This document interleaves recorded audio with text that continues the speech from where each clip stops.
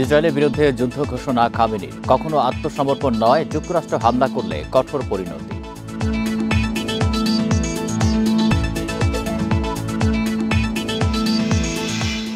জবাবদিহি থাকে না বলে সাংবিধানিক কাউন্সিল গঠনে একমত নয় বিএনপি, কমিশনের বৈঠকে সালাউদ্দিন।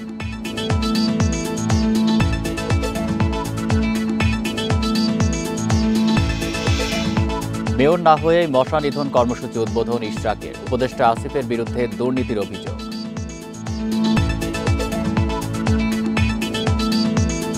স্বাগত সংবাদ সন্ধ্যায়, আপনাদের সাথে আছি আমি আলী আশরাফ। শুনছিলেন শিরোনাম, যাচ্ছি পুরো খবরে।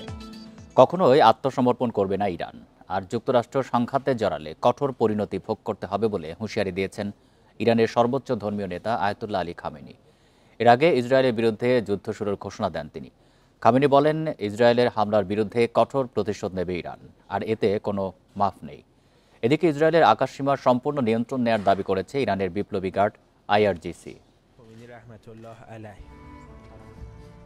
যুদ্ধ শুরু হলো, ইসরায়েলকে এবার এই কড়া বার্তা দিলেন ইরানের সর্বোচ্চ নেতা আয়াতুল্লাহ আলী খামেনি। এক্স বার্তায় তিনি বলেন, সন্ত্রাসী শাসনের বিরুদ্ধে কঠোর জবাব দেবে ইরান, আর এতে কোনো দয়া দেখানো হবে না।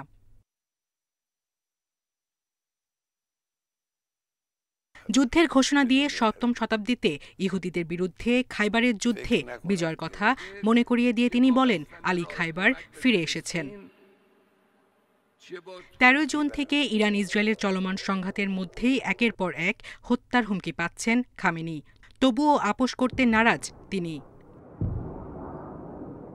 চলমান সংঘাতের মধ্যেই খামেনিকে হত্যা করা হলেই যুদ্ধ শেষ হবে বলে জানান ইসরায়েলের প্রধানমন্ত্রী বেনিয়ামিন নেতানিয়াহু। ইসরায়েলের প্রতিরক্ষা মন্ত্রী ইসরায়েল কাটজ বলেন, খামেনির পরিণতি ইরাকের প্রয়াত নেতা সাদ্দাম হোসেনের মতোই হবে। তবে মার্কিন প্রেসিডেন্ট ডোনাল্ড ট্রাম্প বলেছেন, খামেনিকে এখনই হত্যা করা হবে না।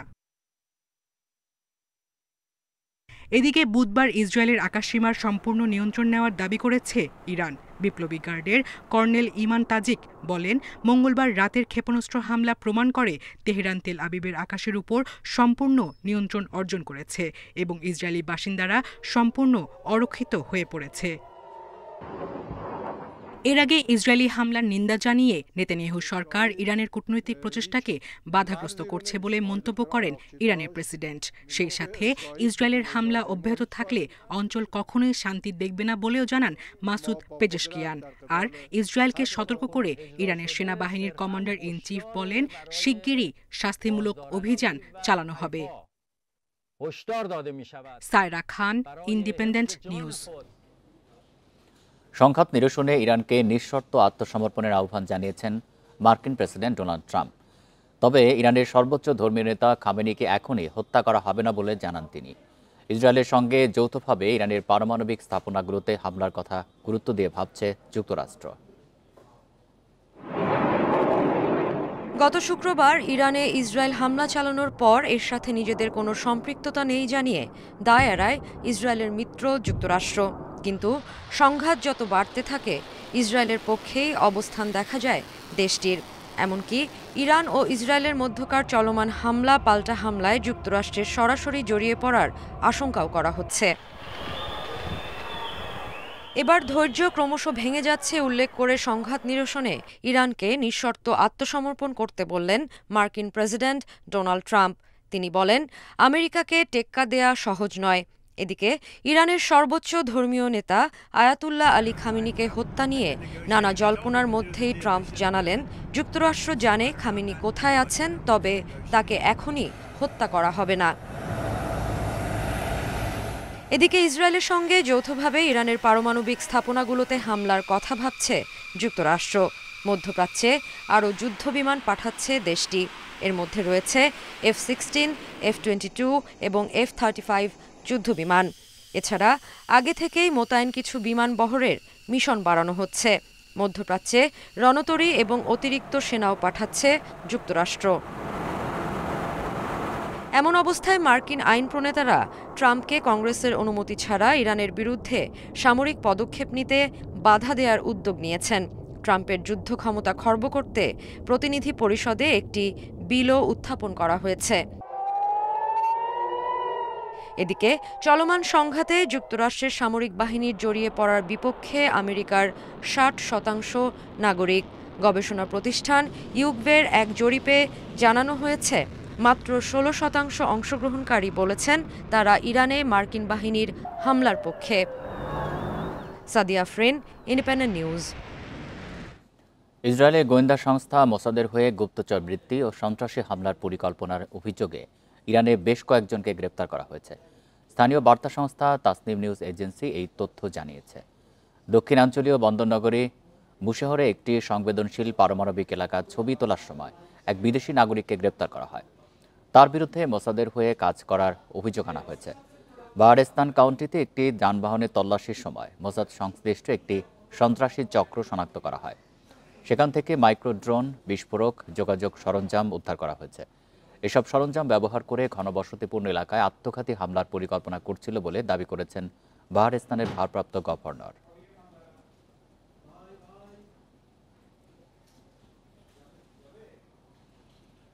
সাংবিধানিক কাউন্সিলের জবাবদিহি থাকে না বলে এটি গঠনে একমত নয় বিএনপি। রাজধানীর ফরেন সার্ভিস একাডেমিতে ঐকমত্য কমিশনের সঙ্গে বৈঠক শেষে ব্রিফিংয়ে বিএনপি নেতা সালাউদ্দিন আহমেদ একথা বলেন। তবে জামায়াত ও এনসিপি মনে করে রাষ্ট্র সংস্কারে কার্যকর ও নিরপেক্ষ নিয়োগ পদ্ধতি এনসিসি জরুরি। রাজধানীর ফরেন সার্ভিস একাডেমিতে ঐকমত্য কমিশনের সঙ্গে দ্বিতীয় দিনের বৈঠকে এসব বিষয়ে আলোচনা হয়। এতে অংশ নেন জামায়াত, এনসিপি, এবি পার্টি, ইসলামী আন্দোলন, গণসংহতি আন্দোলন ও বিপ্লবী ওয়ার্কার্স পার্টি। সবাই গুরুত্বপূর্ণ সাংবিধানিক পদে নিয়োগে এনসিসি গঠনের পক্ষে একমত হলেও রাষ্ট্রপতি ও প্রধান বিচারপতির নিয়োগ নিয়ে ভিন্ন মত দিয়েছে। তবে এনসিসি গঠনের প্রয়োজনীয়তা নিয়ে আপত্তিও রয়েছে অনেকের। লন্ডনে ডক্টর ইউনূস ও তারেক রহমানের বৈঠকে প্রতিবাদ জানিয়ে মঙ্গলবার অংশ নেয়নি জামায়াতে ইসলামী।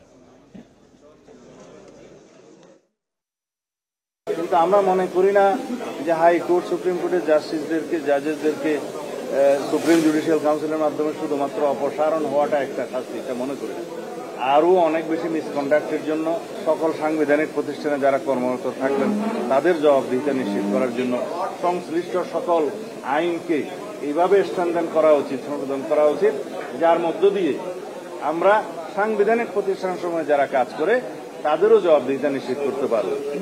এবং এটা আশ্বস্ত করেছেন যে ওনার সরকার নিরপেক্ষ সরকার, ওনারা কোনো বিশেষ দল বা গোষ্ঠীর প্রতি ইনক্লাইন না। আগামীতে এসব ব্যাপারে তারা নিরপেক্ষ এবং স্বচ্ছ ভূমিকা পালন করবেন এবং সে ব্যাপারে আরো অনেক যত্নবান হবেন। গণ অভ্যুত্থান, সেটার জন্য সংস্কার, সেটার জন্য আজকের এত আলোচনা। ফলে আমরা আহ্বান জানিয়েছি যে কেউ যাতে রক্ষণশীল অবস্থানে না থেকে। ডক্টর ইউনূস, তারেক রহমানের বৈঠকে নির্বাচনের সময় ঠিক হওয়া অনেকেরই পছন্দ হয়নি। তাই নারাজ হয়ে গতকাল একটি দল ঐকমত্য কমিশনের বৈঠকে হাজির হয়নি, এমন মন্তব্য করেছেন বিএনপি মহাসচিব মির্জা ফখরুল ইসলাম আলমগীর। দলটির নেতারা বলছেন, সরকারের নিরপেক্ষতা নিয়ে কোনো প্রশ্ন থাকলে আলোচনার মধ্য দিয়ে তার সমাধান করতে হবে। বুধবার রাজধানীতে আলাদা অনুষ্ঠানে এসব কথা বলেন বিএনপি নেতারা। ঢাকা মহানগর উত্তর বিএনপির সদস্য ফরম নবায়ন কর্মসূচির উদ্বোধন উপলক্ষে এ আয়োজন। রাজধানীর উত্তরায় এ অনুষ্ঠানে যোগ দেন মহানগর বিএনপির বিভিন্ন পর্যায়ের নেতারা। আওয়ামী লীগ থেকে তারা এখন নব্য বিএনপি হয়ে বিএনপিতে ঢোকার চেষ্টা করছে। সদস্য নবায়ন কর্মসূচির উদ্বোধন করেন বিএনপি মহাসচিব মির্জা ফখরুল ইসলাম আলমগীর। প্রধান অতিথির বক্তব্যে বিএনপি মহাসচিব বলেন, কোনো চাঁদাবাজ দখলদারের জায়গা বিএনপিতে হবে না। গণমানুষের দল হিসেবে বিএনপিকে সামনে এগিয়ে নিয়ে যেতে হবে। প্রমাণিত যে তারা খারাপ মানুষ, তো তাদেরকে আমরা দলে নিব না। কিন্তু যে রাজনীতি করে নাই, কখনো করে নাই, আওয়ামী লীগও করে নাই, কিন্তু ভালো মানুষ, যোগ্যতা আছে, এলাকায় তার গ্রহণযোগ্যতা আছে, এই সব মানুষের কথা আমাদেরকে ভেবে দেখতে হবে। এ সময় মির্জা ফখরুল বলেন, লন্ডনে ডক্টর ইউনূস তারেক রহমানের বৈঠকের মধ্য দিয়ে নির্বাচন নিয়ে সংকট কেটে গেছে, যা অনেকেরই পছন্দ হয়নি। এই দুই নেতা আমাদের একটা শান্তিপূর্ণভাবে নির্বাচনের সুযোগ করে দিয়েছেন। অনেকের পছন্দ হয় নাই, তারপর নির্বাচন হলেই তাদের বিপদ। এখন নির্বাচন নাই, তাদের অনেক গুরুত্ব আছে। যে নির্বাচন হয়ে যাবে তত জনগণের যারা ভালোবাসার দল তারাই তো ক্ষমতায় আসবে, তাই না? তো তখন তাদের গুরুত্ব কতটুকু থাকবে কি থাকবে না তখন নির্ধারিত হবে। যে কারণে ওরা নারাজ হয়েছে এবং নারাজ হয়ে গতকালকে একটা বৈঠকে হাজির হয় নাই। এদিকে নরসিংদী জেলা বিএনপির নতুন কমিটির নেতাদের নিয়ে বিএনপির প্রতিষ্ঠাতা জিয়াউর রহমানের সমাধিতে শ্রদ্ধা জানাতে গিয়ে রুহুল কবির রিজভী বলেন, কয়েকটি দল চায় না দেশে নির্বাচন হোক। প্রধান উপদেষ্টার যে অঙ্গীকার, তিনি সুস্পষ্ট ভাষায় যে কথাগুলি বলে এসছেন, আমার মনে হয় সেটিরই প্রতিফলন ঘটবে, বাস্তবায়ন হবে। সরকার গঠন করলে বিএনপি সবার মতামতের ভিত্তিতে দেশ পরিচালিত করবে বলেও জানান দলটির নেতারা। মাহমুদ শরীফ, ইন্ডিপেন্ডেন্ট নিউজ, ঢাকা। স্বাস্থ্য পরীক্ষার জন্য এবার কেয়ার হাসপাতালে যাচ্ছেন বিএনপি চেয়ারপারসন বেগম খালেদা জিয়া। সন্ধ্যায় গুলশানের বাসভবন থেকে তিনি রওনা হবেন বলে দলের পক্ষ থেকে জানানো হয়েছে। পাশাপাশি যাওয়া আসার পথে নিরাপত্তা চেয়ে ডিএমপি কমিশনারের কাছে একটি চিঠিও পাঠিয়েছে BNP. Liver, kidney, diabetes, arthritis সহ নানা রোগে আক্রান্ত ৭৯ বছর বয়সী খালেদা জিয়া গত ৮ জানুয়ারি উন্নত চিকিৎসার জন্য লন্ডনে যান খালেদা জিয়া। এরপর তাকে নেওয়া হয় লন্ডন ক্লিনিকে। সেখানে প্রফেসর জন প্যাট্রিক কেনেডির তত্ত্বাবধানে শুরু হয় তার চিকিৎসা। ৪ মাস পর গত ৬ এপ্রিল লন্ডন থেকে দেশে ফেরেন বিএনপি চেয়ারপারসন বেগম খালেদা জিয়া।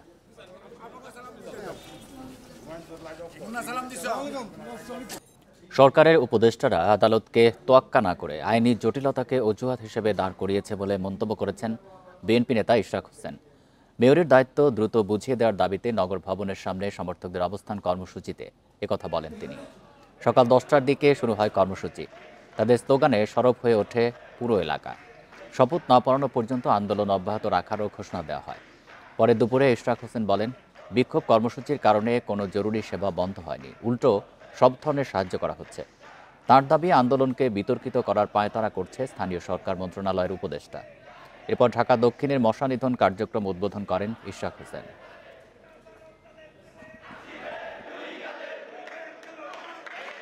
বাংলাদেশের সর্বোচ্চ আদালত মহামান্য সুপ্রিম কোর্টের রায় আপিল নিষ্পত্তি হয়ে যাওয়ার পরেও এখন পর্যন্ত তারা আমাদের যে জনগণের যে দাবি সেটার প্রতি কোনো ধরনের তারা তোয়াক্কা করছে না, কোনো ধরনের তারা ভ্রুক্ষেপ করছে না, তারা আমাদেরকে মানুষ বলে মানুষ মনে করছে না। বেগম রোকেয়া বিশ্ববিদ্যালয়ে প্রায় ৪ কোটি টাকা আত্মসাতের অভিযোগে বিশ্ববিদ্যালয়ের সাবেক 2 উপাচার্য সহ 5 জনের বিরুদ্ধে মামলা করেছে দুদক। মঙ্গলবার বিকেলে এক সংবাদ সম্মেলনে এসব তথ্য জানায় দুদক। দুদক জানিয়েছে, বিশ্ববিদ্যালয়ের অর্থ ব্যবহার করে ঠিকাদারকে আর্থিক সহযোগিতা দেওয়ার নামে 4 কোটি টাকা আত্মসাৎ করা হয়েছে। এছাড়া অগ্রিম বিলের কোনো বিধান না থাকা সত্ত্বেও ঠিকাদারকে অগ্রিম অর্থ দেয় তারা। অভিযুক্তরা প্রকল্পের অনুমোদিত ডিপিপি উপেক্ষা করে নকশা পরিবর্তন করে অতিরিক্ত মূল্য নির্ধারণ করা হয়। এছাড়া পিপিআর 2008 লঙ্ঘন করে দ্বিতীয় পরামর্শক নিয়োগ করা সহ নিরাপত্তা জামানত এফটিআর লিয়নে রেখে ব্যাংক ঋণ অনুমোদন এবং সরকারি অনুমোদন ছাড়াই 30 কোটির বেশি মূল্যের চুক্তি করেন।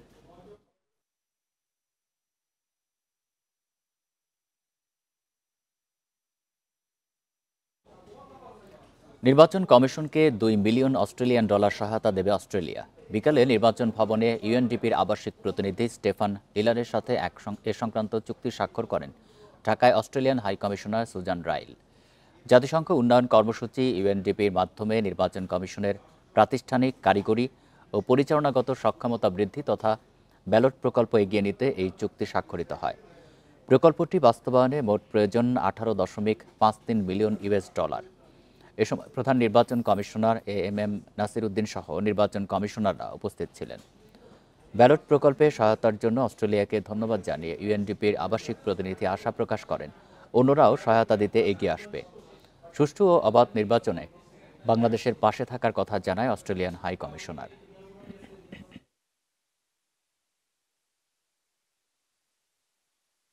ইউএনডিপি প্রথমে এই প্রজেক্ট ডকুমেন্টটা যেটা নাম দেওয়া হয়েছে ব্যালট, এই প্রজেক্টটা হচ্ছে টোটাল অ্যামাউন্ট হচ্ছে $18.53 মিলিয়ন। ইউএনডিপি আজকে অস্ট্রেলিয়ার হাই কমিশনারকে নিয়ে এসে ওনারা $2 মিলিয়ন অস্ট্রেলিয়ান ডলার কমিটমেন্টটা করেছেন। আমরা আশা করি যে এই প্রজেক্টের জন্য ফার্দার কমিটমেন্ট ডোনার্সদের থেকে পাওয়া যাবে। রাজনৈতিক মতাদর্শের ঊর্ধ্বে উঠে নিরাপত্তার জন্য স্পেশাল সিকিউরিটি ফোর্স এসএসএফের সদস্যদের দায়িত্ব পালনের আহ্বান জানিয়েছেন প্রধান উপদেষ্টা অধ্যাপক ডক্টর মোহাম্মদ ইউনূস। সকালে প্রধান উপদেষ্টার কার্যালয়ে এসএসএফের প্রতিষ্ঠা বার্ষিকীর অনুষ্ঠানে এই আহ্বান জানান তিনি। প্রধান উপদেষ্টা এসএসএফ সদস্যদের জনবিচ্ছিন্ন না হয়ে জনসংযোগ ও নিরাপত্তার মেলবন্ধনের মাধ্যমে দায়িত্ব পালনের আহ্বান জানান। বলেন, অন্যান্য বাহিনীর তুলনায় এসএসএফের কাজের গুরুত্ব এবং সংবেদনশীলতা অনেক বেশি। এটি একটি প্রশিক্ষিত ও সুশৃঙ্খল বাহিনী যারা সরকার প্রধান ও রাষ্ট্রপতির সার্বক্ষণিক নিরাপত্তা নিশ্চিত করে থাকে। গত 10 মাসে ফোর্সটি দেশ বিদেশে অনেকগুলো গুরুত্বপূর্ণ দায়িত্ব দক্ষতার সাথে পালন করেছে বলেও জানান তিনি। বাংলাদেশ বিমান বাহিনীকে আন্তরিক ধন্যবাদ জানাচ্ছি। জনবিচ্ছিন্ন না হয়ে বরং জনসংযোগ ও নিরাপত্তার মেলবন্ধনের মাধ্যমেই এসএসএফ তার উপর অর্পিত সকল দায়িত্ব সফলতার সঙ্গে পালন করে যাবে। আমি জেনে আশ্বস্ত হলাম যে এসএসএফ এর প্রশিক্ষণ, অস্ত্র সরঞ্জামাদির আধুনিকায়ন প্রক্রিয়া চলমান রয়েছে।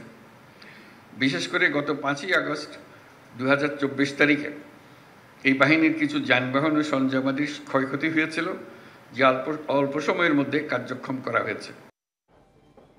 প্রস্তাবিত বাজেটে জিডিপি প্রবৃদ্ধি, মূল্যস্ফীতি ও বিনিয়োগের লক্ষ্যমাত্রা বাস্তবসম্মত নয়।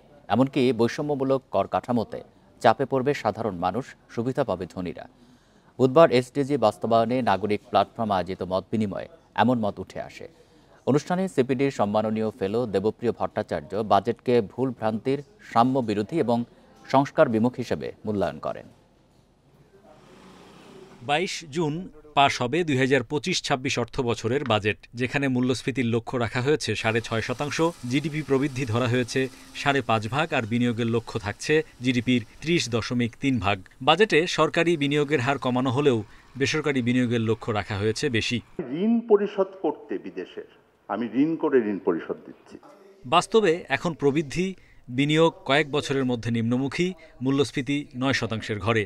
তাই বাজেটের লক্ষ্য অর্জনযোগ্য মনে করছেন না গবেষকরা। ম্যাক্রো ইকোনমিক স্ট্যাবিলিটির এবং আমাদের যে অর্থনীতি যে রেজিলিয়েন্সের ক্ষেত্রে বড় ধরনের যে ধাক্কাটা এসেছে নানা কারণে, অভ্যন্তরীণ এবং বাহ্যিক নানা কারণে, সেগুলোকে কাটিয়ে ওঠার জন্য, এই অনিশ্চয়তাগুলো দূর করার জন্য কী ধরনের পরিবর্তনগুলো করা যেত এই সংস্কার প্রস্তাবগুলোকে সামনে নিয়ে, সেই জিনিসটা কিন্তু একদমই পরিষ্কার না। গবেষকরা বলেন, বাজেটে কর কাঠামোতে সুবিচার করা হয়নি, নিম্ন ও মধ্য আয়ের মানুষের উপর চাপ বেড়েছে, এতে বাড়বে বৈষম্য, যা এসডিজি বাস্তবায়নের সঙ্গে ভারসাম্যপূর্ণ নয়। মিসড অপরচুনিটি, আমি বলবো লস্ট অপরচুনিটি। কারণ হলো যে এইবারই কিন্তু একটা সুযোগ ছিল একটা বেঞ্চমার্ক করে যাওয়া, যে বেঞ্চমার্কের ভিত্তিতে আমরা আগামীতে যে নির্বাচিত সরকার আসবেন তাদেরকে আমরা অ্যাকাউন্টেবল করতে পারতাম যে আপনি এইটা থেকে পিছিয়ে যেতে পারবেন না। বাজেট প্রক্রিয়া ও কাঠামো পুরনো, সাধারণ জনগণের জন্য পদক্ষেপ নেই, স্বচ্ছতা ও জবাবদিহিতার অভাবও দেখছেন অর্থনীতিবিদরা। ভুল ভ্রান্তির বাজেট, আপনার সংস্কার বিমুখ বাজেট এবং একই সাথে সাম্য বিরোধী বাজেট, এবং এই তিনটি চরিত্রই এই টেনে আপনি এর প্রক্রিয়া, এর কাঠামো, এর পদক্ষেপ এবং অন্যান্য বাস্তবায়নের ভিতরে আপনি দেখতে পাবেন। রাজনৈতিক দলগুলোর প্রতিনিধিরা বলেন, জন আকাঙ্ক্ষার বাজেট প্রণয়নে তাদের সঙ্গে আলাপ আলোচনা হয়নি। এ সময় জ্বালানি নিরাপত্তা জোরদার ও আমলাতান্ত্রিক জটিলতা দূর করার তাগিদ দেন ব্যবসায়ীরা। এইগুলোকে সবগুলোকে কনভার্ট করেন into solar power plant. Hari Saha, independent news, Dhaka. অপহরণ ও গুমের মানবতাবিরোধী অপরাধের মামলায় র্যাবের গণমাধ্যম শাখার সাবেক পরিচালক মোহাম্মদ সোহাইলকে গ্রেপ্তার দেখিয়ে কারাগারে পাঠিয়েছেন আন্তর্জাতিক অপরাধ ট্রাইব্যুনাল। তাকে হাজির করার জন্য আদালত পরবর্তী তারিখ নির্ধারণ করেছেন 15 সেপ্টেম্বর। এছাড়া পুলিশের সাবেক 2 এডিসি ইশতিয়াক আহমেদ ও MM মইনুল ইসলামের বিরুদ্ধে মানবতাবিরোধী অপরাধের মামলার তদন্ত প্রতিবেদন দাখিলের জন্য আগামী 15 সেপ্টেম্বর পর্যন্ত সময় দিয়েছেন বিচারপতি গোলাম মর্তুজা মজুমদারের নেতৃত্বাধীন 3 সদস্যের ট্রাইব্যুনাল। প্রসিকিউশনের আবেদনের পরিপ্রেক্ষিতে বুধবার ট্রাইব্যুনাল মিরপুর, কাবরুল, পল্লবী এলাকায় জুলাই সংঘটিত মানবতাবিরোধী অপরাধের অভিযোগের মামলায় সাবেক প্রতিমন্ত্রী কামাল আহমেদ মজুমদার ও যুবলীগ নেতা সাদ্দাম হোসেন মিতুলকে গ্রেপ্তার দেখানোরও আদেশ দিয়েছেন। রিয়ার অ্যাডমিরাল সোহাইল, ওনাকেও আজকে ট্রাইব্যুনালে হাজির করা হয়েছিল। 2012 সালের দিকে একজন সিভিলিয়ানকে গ্রেফতার করে তার উপরে অমানসিক নির্যাতন করে তাকে দীর্ঘদিন গুম রেখে তাকে মিথ্যা মামলায় কারাগারে প্রেরণ করা। আশুলিয়ায় একটি বাসায় গ্যাসের লিকেজ থেকে বিস্ফোরণে অন্তত 5 জন দগ্ধ হয়েছেন। তাদের মধ্যে 4 জনকে জাতীয় বার্ন ইনস্টিটিউটে পাঠানো হয়েছে। সকালে আশুলিয়া নিশ্চিন্তপুরের মন্ডল মার্কেট সংলগ্ন বেদেরপাড় এলাকায় এই ঘটনা ঘটে।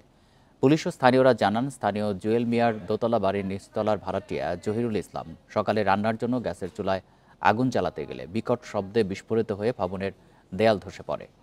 এতে দেয়াল ধসে এবং গ্যাসের বিস্ফোরণে আগুনে দগ্ধ হন অন্তত 5 জন। পরে তাদের উদ্ধার করে স্থানীয় হাসপাতালে ভর্তি করা হলে একজনকে প্রাথমিক চিকিৎসা দেওয়া হয়। বাকি 4 জনকে উন্নত চিকিৎসার জন্য রাজধানীর জাতীয় বার্ন ইনস্টিটিউটে পাঠানো হয়। প্রাথমিকভাবে পুলিশের ধারণা, সিলিন্ডার গ্যাসের লিকেজ থেকে ওই রুমে গ্যাস জমেছিল। এজন্য চুলা জ্বালানোর সময় বিস্ফোরণ ঘটে, এই হতাহতের ঘটনা ঘটে। বিশাল এক বিস্ফোরণ ঘটছে, তারপরে বিল্ডিংয়ের সমস্ত রুম তছনছ হয়ে গেছে ফাইটে, কেউ গায়ে গ্লাস ভেঙে পড়ছে। পরে হঠাৎ করে শব্দ হয়েছে, হওয়ার পরে দেখি যে এরকম ধোঁয়া, পুরো ঘর ধোঁয়া অন্ধকার হয়ে গেছে। বিস্ফোরণে 5 থেকে 6 জন আহত হয়েছে এবং পুলিশ তাৎক্ষণিক জানার পরে ফায়ার সার্ভিস সহ তাদেরকে দ্রুত হাসপাতালে ভর্তি করানো হয়েছে। চাঁপাইনবাবগঞ্জের শিবগঞ্জের মাসুদপুর সীমান্ত দিয়ে আরও 20 জনকে পুশিন করেছে ভারতীয় সীমান্তরক্ষী বাহিনী বিএসএফ।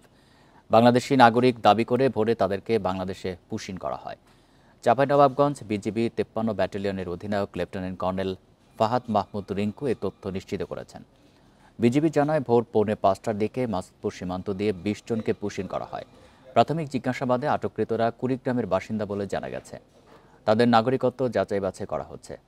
নাগরিকত্ব নিশ্চিত হওয়ার পর তাদের পুলিশের কাছে হস্তান্তর করা হবে। এদিকে অবৈধভাবে ভারতে অনুপ্রবেশের দায়ে আটক আলামিন নামে এক কিশোরকে ফেরত দিয়েছে বিএসএফ। মঙ্গলবার রাতে হিলি সীমান্তের কামালগেট এলাকায় বিএসএফ পতাকা বৈঠকের মাধ্যমে তাকে ফেরত দেয়। এই ছিল সংবাদ সন্ধ্যায়। ধন্যবাদ সবাইকে।